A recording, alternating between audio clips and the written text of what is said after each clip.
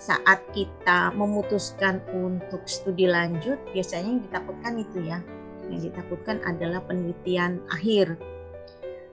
Padahal kalau kita sudah terbiasa membuat laporan, kita sudah terbiasa membuat kerangka berpikir, kita sudah terbiasa punya cara berpikir yang sistematis, maka hal itu bukan jadi kesulitan gitu. Justru kalau kita sudah terbiasa, lebih menarik pada saat kita membuat laporan penelitian akhir.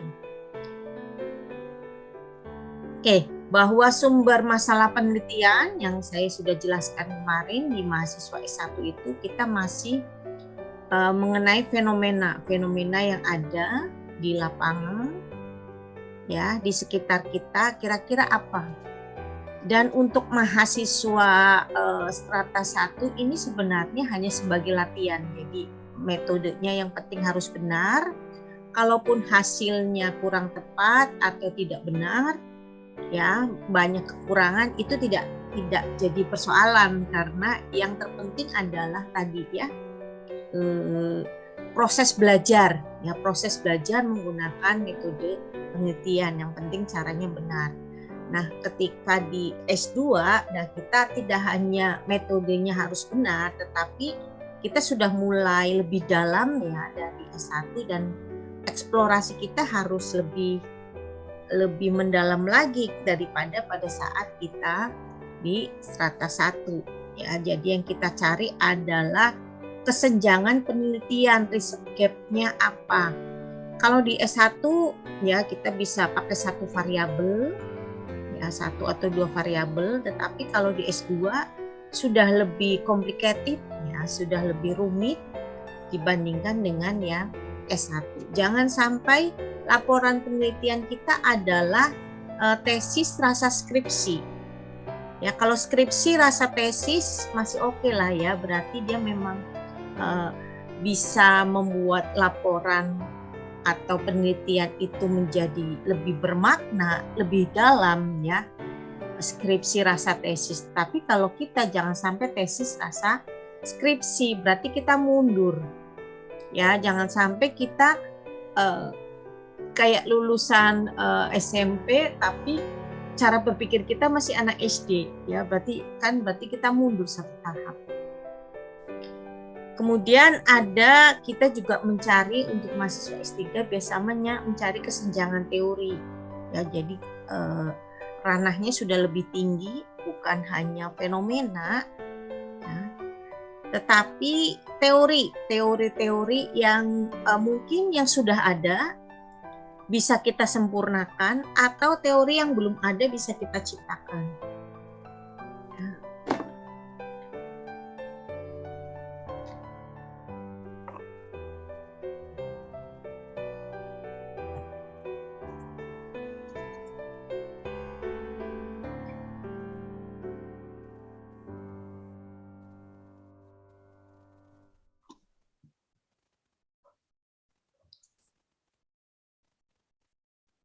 Oke, saya coba untuk men-share materi state of the art ya. State of the art ya, sorry. State of the art itu adalah bukan sekedar tinjauan pustaka. Jadi pada saat kita membuat laporan penelitian, maka ada yang namanya state of the art ya. Jadi apa itu? Jadi tingkat perkembangan ilmu pengetahuan yang terkini dan mutakhir tentang bidang topik yang akan kita tulis atau kita bahas. Apa sih sebenarnya perkembangan terkini yang bisa dihasilkan oleh masyarakat peneliti dunia? Nah, itulah yang ingin kita tampilkan sebagai pengembangan mutakhir ya dari sebuah diskursus dari penelitian. Nah, kita harapkan ya di dalam penelitian kita dapat menemukan state of the art-nya apa. Jadi kita memulai dari topik apa sih yang kita pingin tulis? Misalnya kita orang pendidikan, ya kita menulis tentang proses belajar mengajar. Apakah kita ingin membandingkan model sistem belajar yang lama, ya sistem belajar yang sudah ada, misalnya diperbandingkan dengan misalnya metode belajar mengajar A diperbandingkan dengan metode belajar B.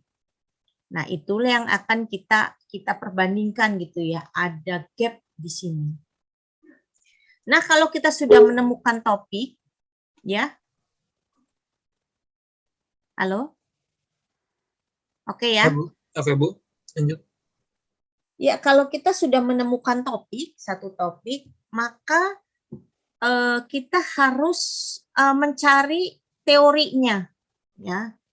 Jadi pada saat kita mendapatkan satu topik, kita harus menemukan teorinya. Karena kita adalah tadi masyarakat akademik, masyarakat peneliti yang harus bisa menemukan teori.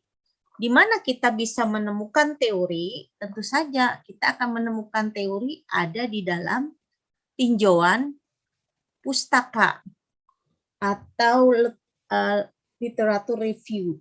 Jadi kita tidak bisa sembarangan membuat teori, ya, karena untuk membuat satu teori harus perlukan pengujian-pengujian, ya. Kemudian kita bisa menciptakan sebuah teori. Jadi kalau kita belum sampai pada level menciptakan teori, kita mereferensi teori-teori yang sudah ada. Dari mana kita mendapatkan teori-teori yang sudah ada? Dari tinjauan pustaka. Apa itu tinjauan pustaka? Tinjauan pustaka adalah referensi, ya, nanti kita melihat referensinya bisa dari ya, tinjauan pustaka ini referensinya bisa kita dapatkan dari buku-buku, dari artikel, tentu saja bukan artikel abal-abal ya, tapi artikel yang kredibel, gitu ya, yang diakui oleh dunia akademik, dan juga dari jurnal.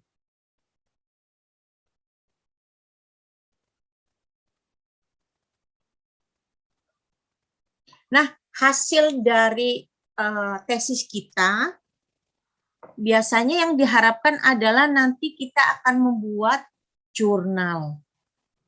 Jadi tesis laporan akhir kita, tesis ini nanti akan dibuat ke dalam jurnal. Jadi berapa ratus, 100-200 halaman yang kita buat sebagai laporan akhir akan dibuat ke dalam jurnal. Nah, jurnal-jurnal inilah yang nantinya akan digunakan oleh para peneliti yang lain sebagai dasar ya untuk penelitian-penelitian berikutnya. Jadi kita tidak boleh menyimpan hasil penelitian kita sendiri ya, karena kita juga mencari referensi dari penelitian orang lain. Ya, kalau sekarang zamannya open source di mana ilmu pengetahuan terbuka lebar gitu ya, dan kita bisa mencari data, mencari materi apapun ya di dalam, terutama di dunia digital ini. Dengan digitalisasi teman-teman bisa mencari apapun ya, termasuk nanti kita akan coba belajar bagaimana kita mencari tadi referensi-referensi ini ya, termasuk juga bagaimana teman-teman nanti bisa mengakses jurnal ya. Nah, tadi teori-teori yang kita ambil karena kita menemukan satu topik.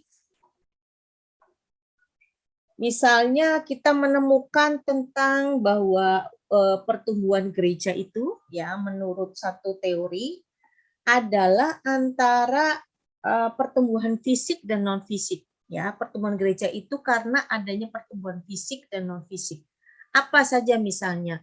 Jadi di dalam pertumbuhan gereja itu ada pertumbuhan secara fisik, Secara fisik misalnya adanya kelahiran, berarti rata-rata kalau orang keluarga Kristen, anaknya juga pasti Kristen, ya kan? Karena anak kan belum bisa memilih. Sampai dia dewasa, baru dia memilih untuk tetap pada keyakinan sebagai Kristen atau berpindah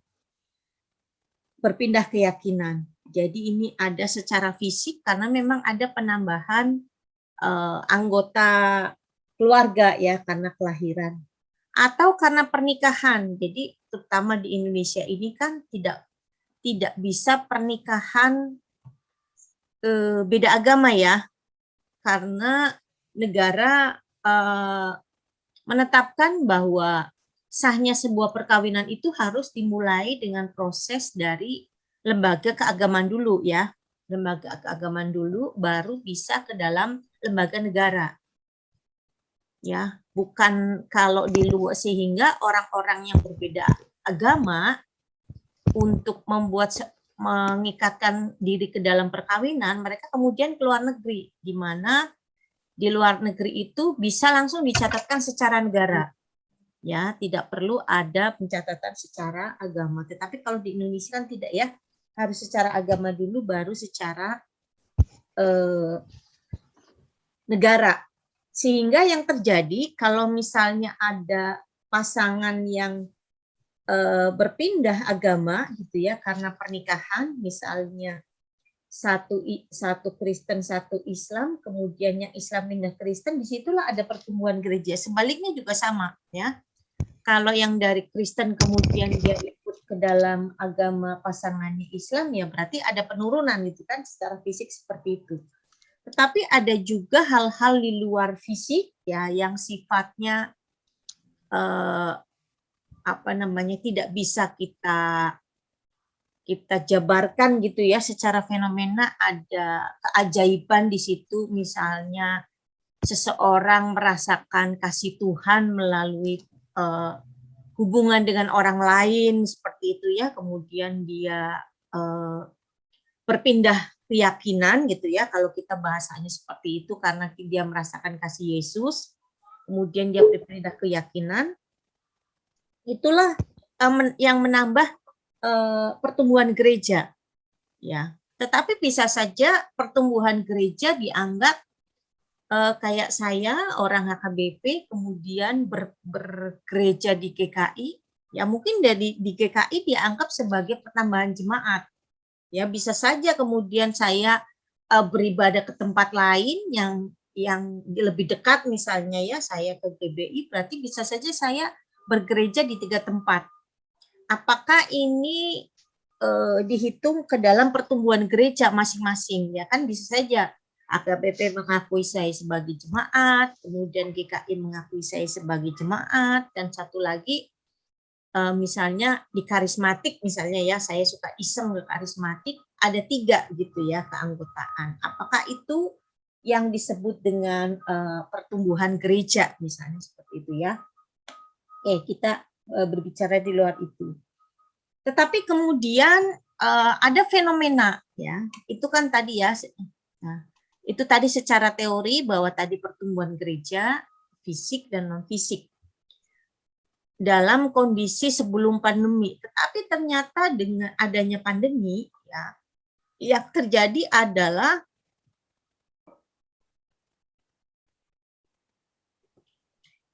adanya digitalisasi.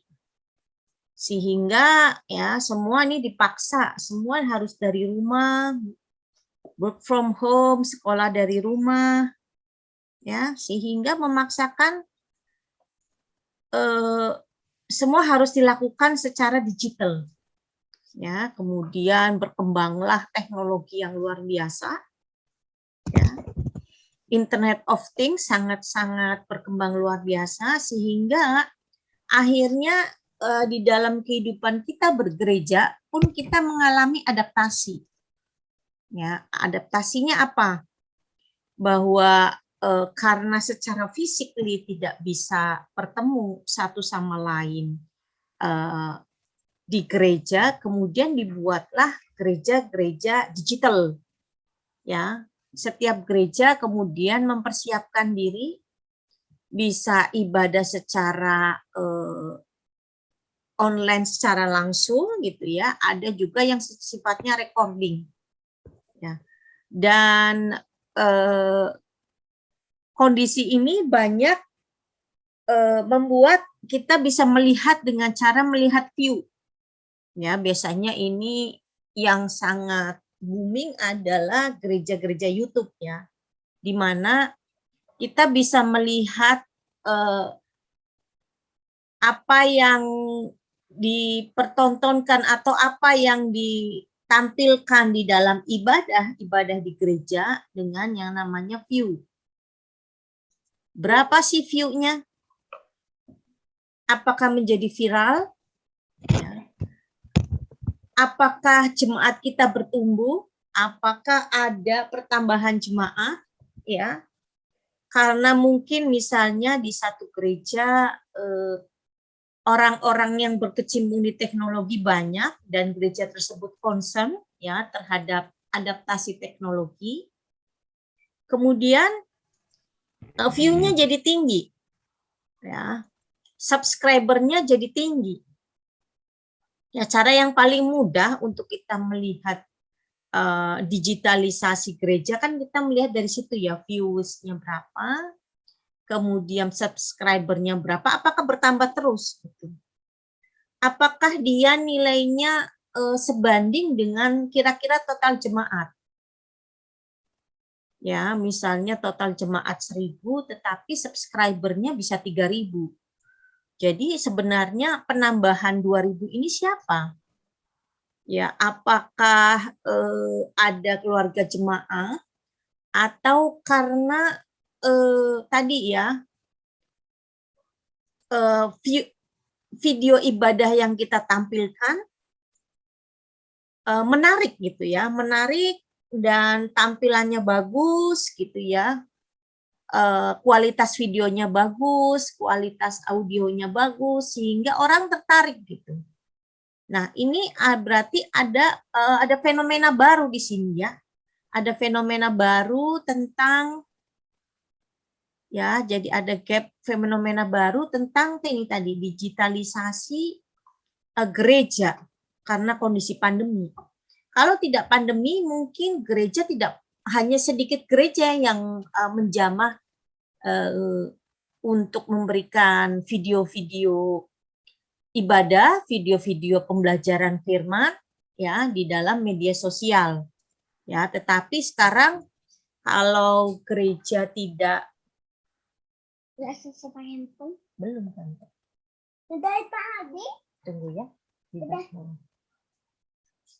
Saya pakai handphone siapa?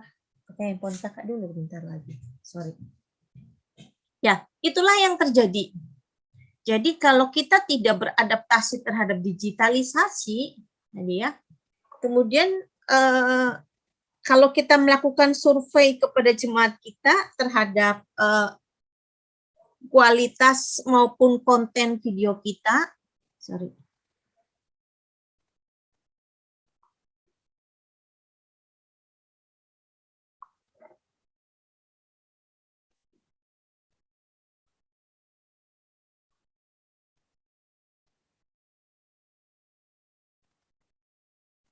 Ya, terhadap konten maupun kualitas video kita, mungkin kita ditinggalkan oleh jemaat kita.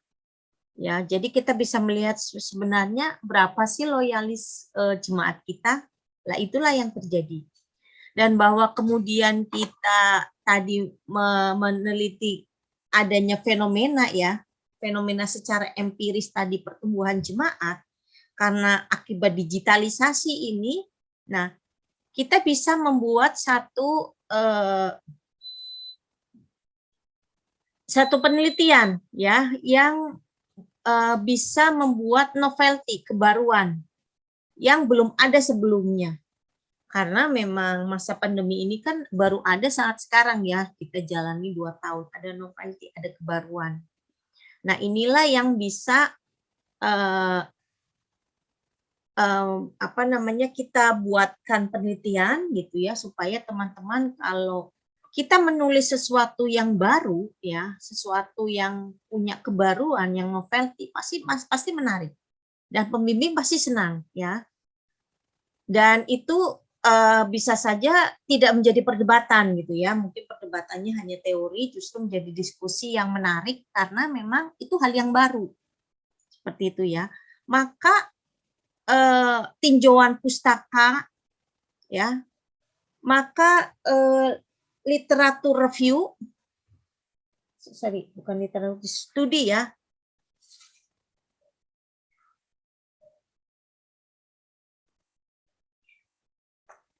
penelitian terdahulunya itu harus sekitar masa pandemi ya, karena kan kalau kita mencari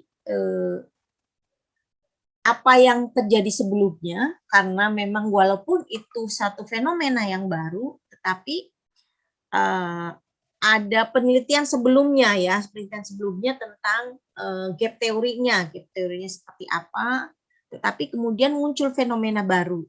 Nah, yang inilah yang nanti kita gunakan. Ya, kita lanjut.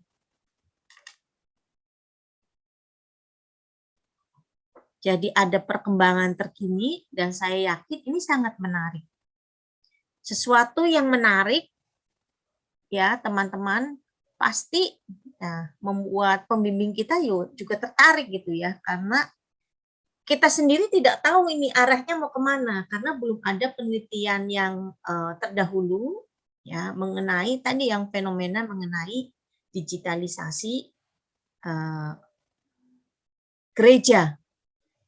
Ya, tetapi kita bisa cari gitu ya, pasti ada juga ya yang meneliti hal yang sama mengenai digitalisasi. Nah, dan kemudian mereka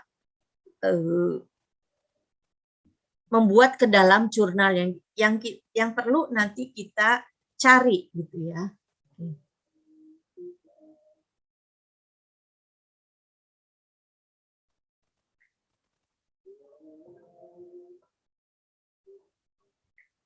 Kita clear dulu.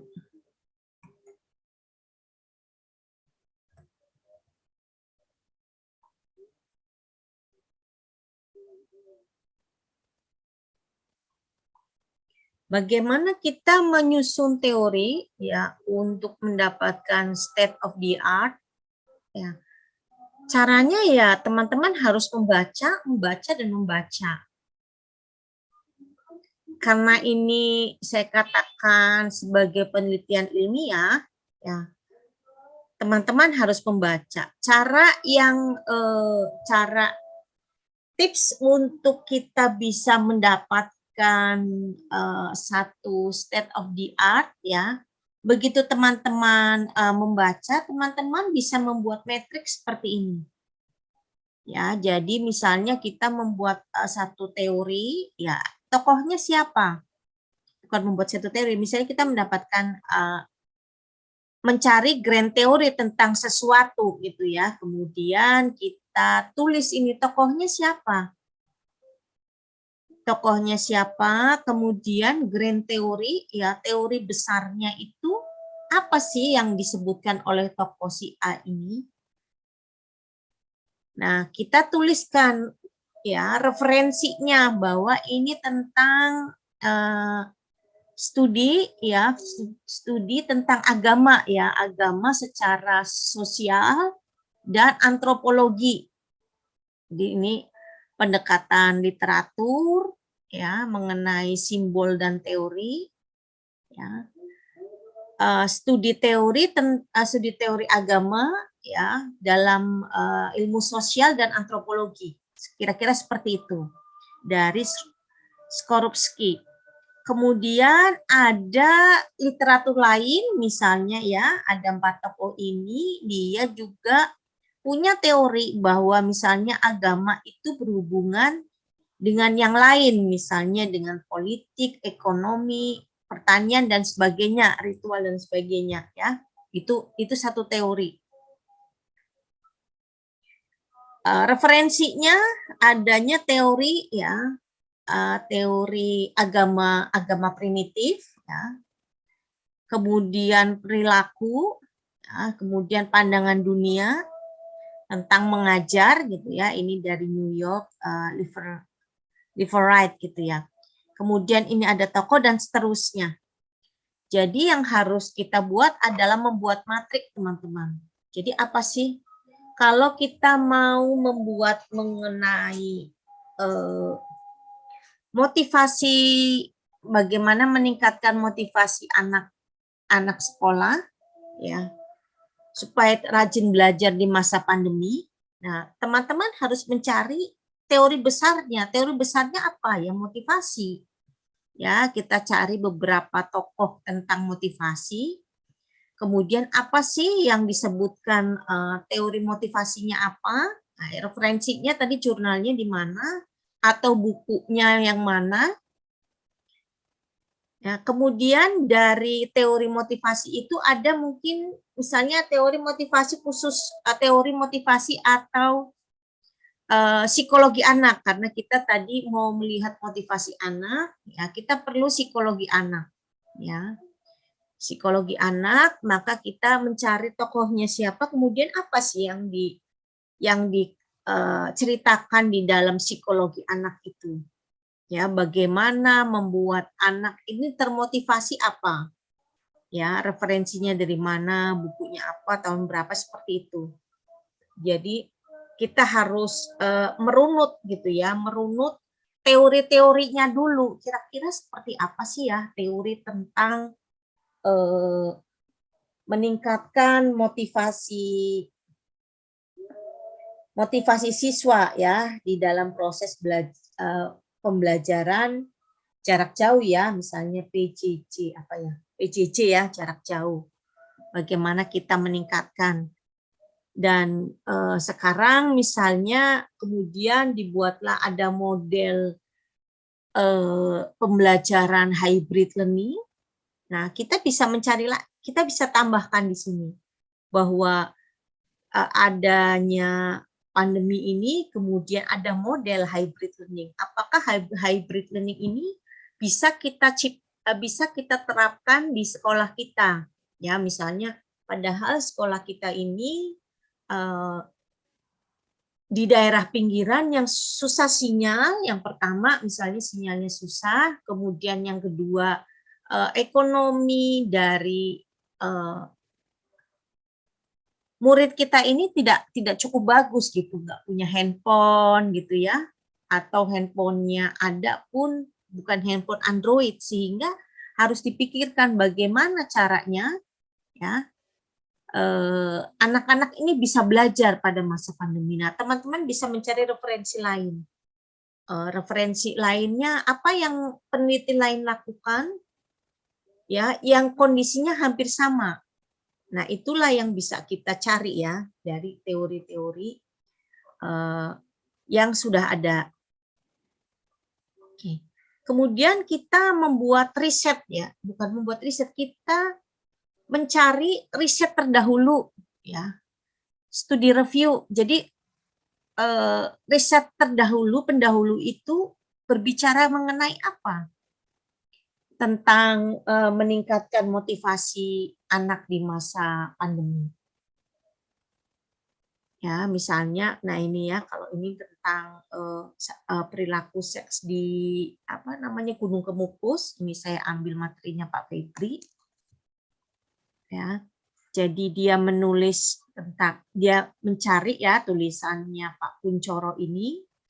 Masalah penelitiannya adalah mengenai perilaku seks, kemudian metodologinya apa, deskripsi analisis kualitatif, teori yang digunakan apa, hasilnya apa? Hasilnya bahwa psikososial PSK mewarnai ritualitas misalnya ya, sumbernya dari jurnal psikologi. Nah, dari riset-riset terdahulu inilah ya kita bisa mendapatkan gambaran. Oh, kira-kira yang sebelum-sebelumnya itu apa yang sudah mereka lakukan. Oke, misalnya bahwa ada hybrid learning, ya, tadi ternyata hybrid learning itu mencampur antara sistem pembelajaran offline dan online, ya, di mana misalnya pembelajaran online dilakukan sekian persen dalam satu hari, hanya sekian jam. Sisanya adalah pembelajaran secara offline, di mana murid diberikan tugas dan harus mengerjakan tugas, tetapi juga sekaligus bagaimana murid bisa mengeksplorasi, ya, mengeksplorasi diri di situ, tanpa lupa untuk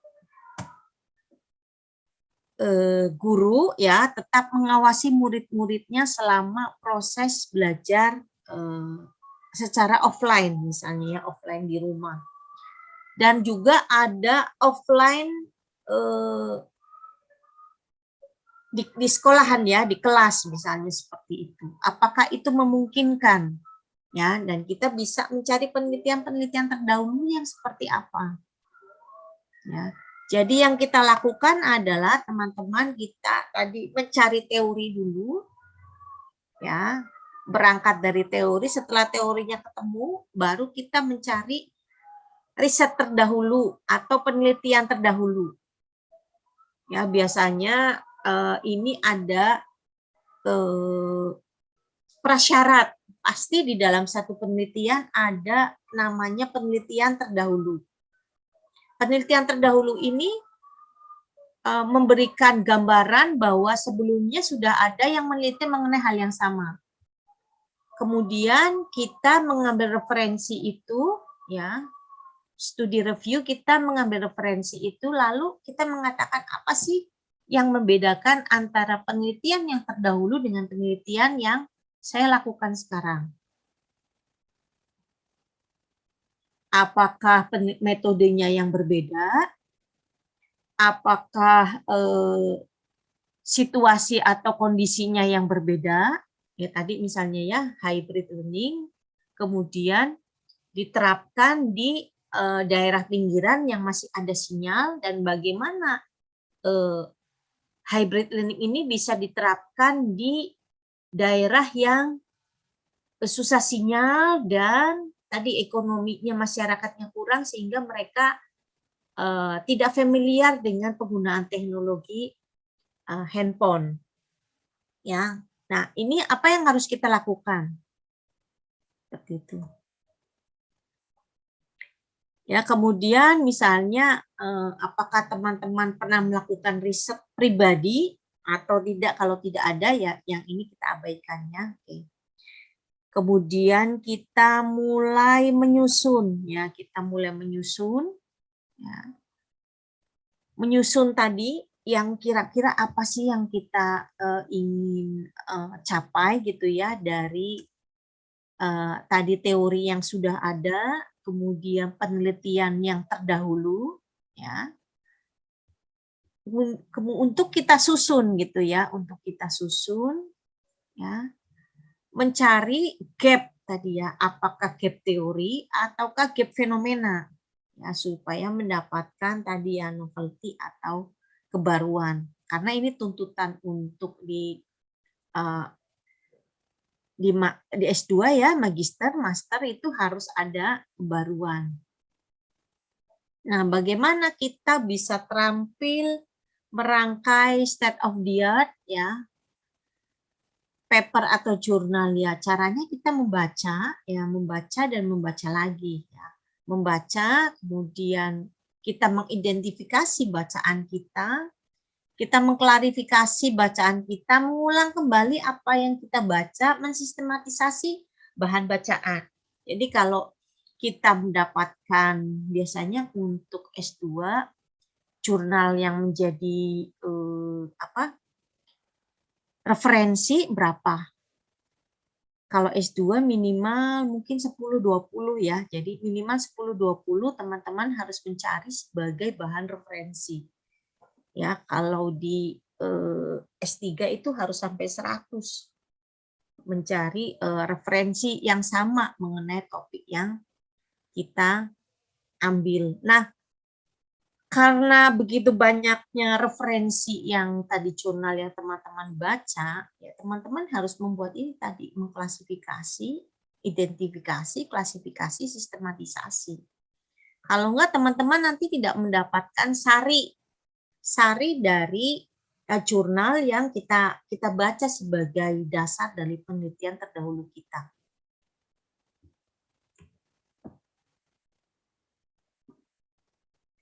Seperti itu ya. Kemudian bagaimana kita mencari referensi tadi, ya, yang cari referensi, maka kita harus kembali.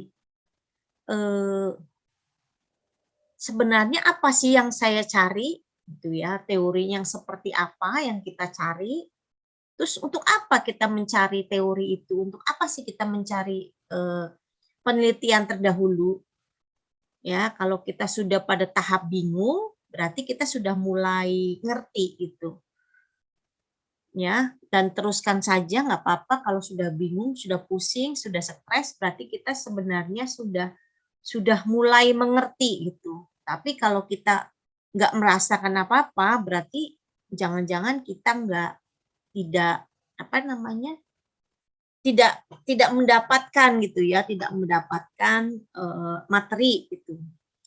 Biasanya kalau kita seperti kita membaca novel, misalnya kita baca novel detektif, kan biasanya akan dikasih tokoh-tokoh, ditampilkan ini tokoh A, kira-kira siapa yang membunuh korban, ditampilkan tokoh A, tokoh B, tokoh C, barangkali tokohnya sampai Z, sampai kita bingung dan pusing. Ya, kalau novelis yang baik pasti membuat pembacanya pusing. Tapi pada akhirnya kemudian kita baru menemukan, oh iya ternyata pelakunya adalah ini berdasarkan ini kan seperti itu ya, sama. Ketika kita mulai mendapatkan gambaran mengenai penelitian kita, ya prosesnya harus itu bingung dulu, kebanyakan gitu ya. Nah itu tadi kita harus bisa ini mengidentifikasi, mengklasifikasi, sistematisasi, realisasi. Bu, gimana caranya Bu? Supaya kita mahir ya, caranya yang nggak ada lain ya, kita harus baca, pusing, ya, baca lagi, pusing lagi, dan seterusnya, sampai kita bisa membuat ini. Identifikasi, klasifikasi, sistematisasi dari bacaan yang kita baca. Nah, tadi ya referensi yang bisa kita dapatkan, teman-teman, ada artikel, ya tentu saja saya artikelnya harus yang kredibel ya, jangan dari yang blogspot seperti itu, ya, dari WordPress, walaupun ya sebagai gambaran bisa, tetapi disarankan untuk tidak sebagai apa namanya, sebagai daftar pustaka ya, kepustakaan. Kemudian buku juga disarankan 10 tahun ya, 10 tahun, maksimal 10 tahun dari waktu penulisan kita. Dan untuk jurnal disarankan 5 tahun di bawah waktu penulisan kita. Nah, kira-kira seperti ini artikel yang bisa kita cari ya, artikel di Akademia Edu, kemudian di ini OSPIO, ke ResearchGate ya. Kemudian bisa ke sini ke Perpustakaan Nasional ya, ke Garuda, atau ke Google Scholar. Biasanya paling mudah ke sini ya, ke Google Scholar. Nanti saya coba kita cari ke Google Scholar ya, atau bahasa Indonesianya Google Cendekia ya. Oke, kita nah ini ada buku-buku ya. Ada buku-buku e-book ya yang bisa diakses seperti ini. Ini laman-laman yang bisa kita masukin gitu ya.